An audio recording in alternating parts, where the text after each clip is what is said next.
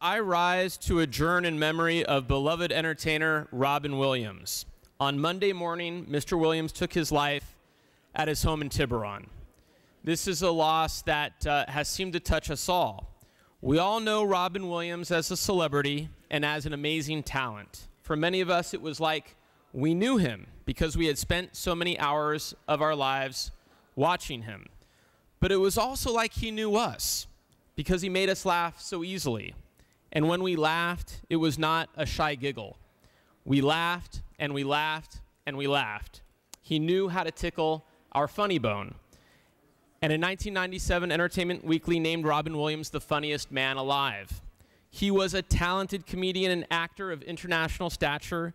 He was critically acclaimed for his work, including the TV sitcom Mork and Mindy, and great movies, both comedies and dramas, such as Good Morning Vietnam, The World According to Garp, Dead Poets Society, Mrs. Doubtfire, and Good Will Hunting, for which he won an Oscar.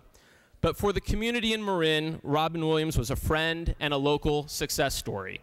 He was raised in Marin County and graduated from Redwood High School in Larkspur. He went on to attend College of Marin and later Juilliard, where he was encouraged to pursue a career as a stand-up comedian. He loved the Bay Area. He would often drop in unannounced at comedy nights at the 142 Throckmorton Theater in Mill Valley. There he would encourage young, budding comedians, and he did so with kindness and humility. He loved his craft. Many comedians aspired to perform with his level of wit and insight and exuberance. It would be a mistake not to recognize the heartbreaking way in which his life abruptly came to an end.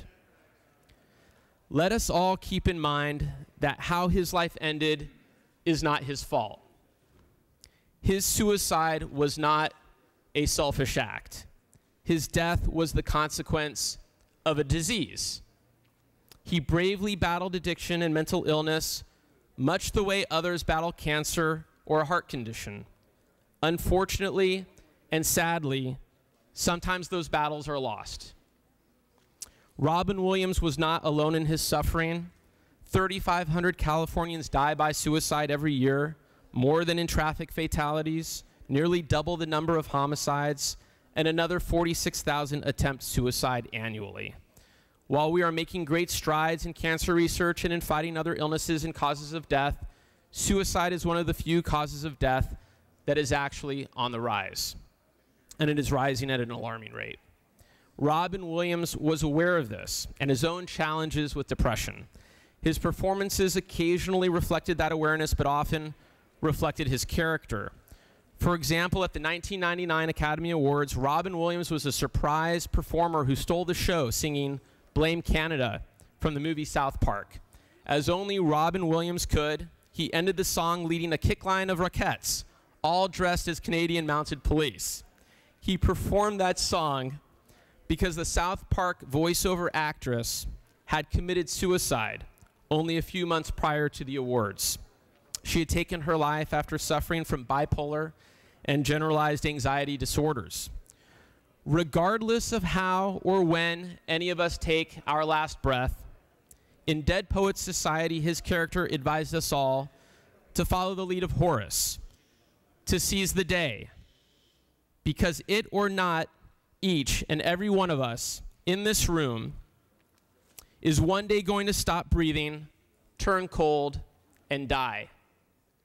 Robin Williams did indeed seize the day for himself and for all of us lucky enough to be in his audience.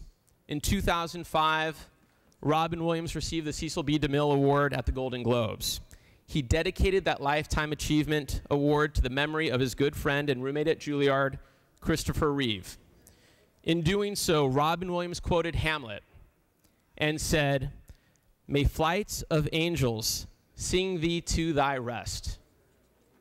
Today, in sadness, we share that same sentiment for Robin Williams. I thank Robin Williams for sharing the life he lived and ask that we adjourn in his memory.